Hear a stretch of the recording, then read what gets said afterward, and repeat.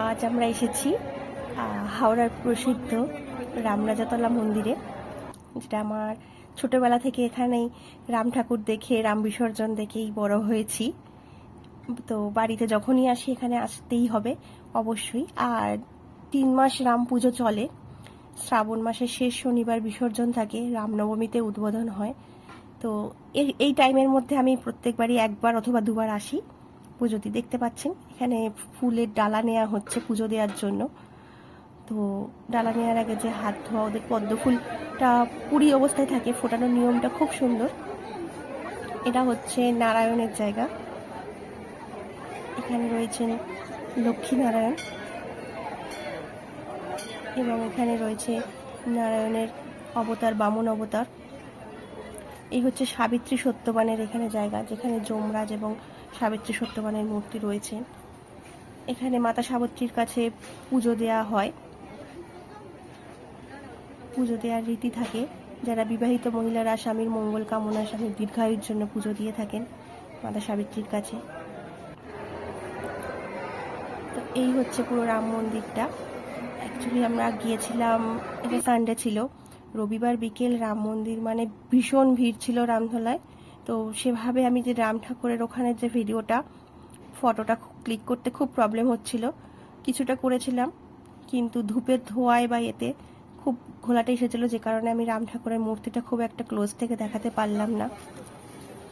তো এবার হচ্ছে কেনাকাটার পালা। মেয়েদের তো রয়েইছে, বা আমাদেরও গেলেই ছোটোবেলা থেকে এই যে চুড়ি, রামতলা আসা মানে আগে চুড়ি পরা। শ্রাবণ মাস ছিল সোমবারের জন্য, শ্রাবণ মাসের জন্য সবুজ চুড়ি খুঁজছিলাম।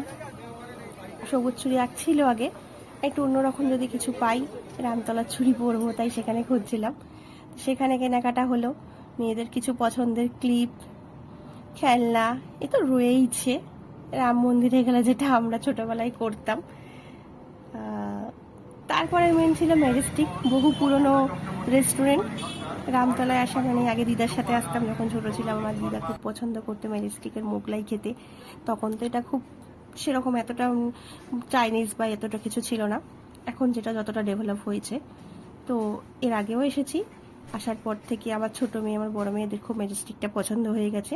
তো রামতলা বাড়িতে আসার আগে দিদার সাথে ফোনে কথা হয়ে যায় যে ওখানে যাওয়া মানে ম্যাজেস্টিক কিন্তু যাবই। দেখতে পাচ্ছেন সেদিনকে রবিবার ছিল বলে এত ভিড় ছিল যে আমরা মেন জায়গাটায় বসতে পারিনি। পাশে ওদের আর একটা, এটাই অবশ্য পুরনো, পাশের রুমটা নতুন নেয়া, আমরা ওখানে সিট পেয়েছিলাম। তাও অনেকক্ষণ ওয়েট করার পর সিটটা পেয়েছিলাম। খাবার আসতে দেরি হচ্ছে, অর্ডার দেওয়া আছে, কিন্তু কিছু করার নেই, এত ভিড়ের মধ্যে দেরি হচ্ছে, তাই বসে বসে ভিডিও, আপনারা দেখতে পাচ্ছেন আমার দিদি আমার সাথে মা দিদি ব্যবহার। কিন্তু খিদে পেয়েছে প্রচন্ড। এসে গেছে আমাদের স্টার্টার আইটেম। স্টার্টারে ছিল ফিশ ফ্রাই ছিল, আর ওটা ছিল চিকেন ললিপপের একটা আইটেম ছিল, আর একটা স্টার্টার ছিল প্রন পাকোড়া, সেটা এখনো অবধি আসেনি। আসলে লেট হচ্ছে, এত প্রচন্ড ভিড়, সবাই অর্ডার দিয়ে অনেকটাই লেট হচ্ছে প্রত্যেকে। এই যে প্রন পাকোড়া, প্রত্যেকটা স্টার্টারই বেশ সুন্দর ছিল, খুবই সুন্দর। প্রন পাকোড়াগুলো যতটা এক্সপেক্টেড ছিল তার থেকে আরো বেশি ভালো ছিল।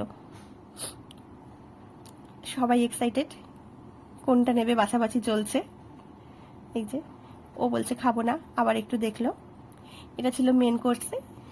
মেন কোর্সে একটা মিক্সড ফ্রাইড রাইস ছিল, আর চিকেনের একটা আইটেম ছিল। আমার মা মোগলাই খেতে খুব পছন্দ করে, ম্যাজেস্টিক স্পেশাল মোগলাই, সেটা ছিল। আমাদের এই কজনের জন্য এটা এনাফ ছিল, কারণ সবাই তো খাওয়ার অতটা নয়। তারপরেও খাবার কিছুটা বেঁচেও হয়তো গিয়েছিল, তো খাওয়া যায় না।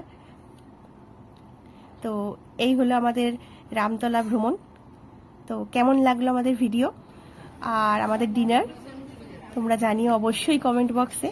কোথায় তোমরা গিয়েছো ডিনারের জন্য, কোনো ভালো রেস্টুরেন্টের সন্ধান থাকলে বলো। ভালো থেকো সবাই, আবার দেখা হবে, টাটা।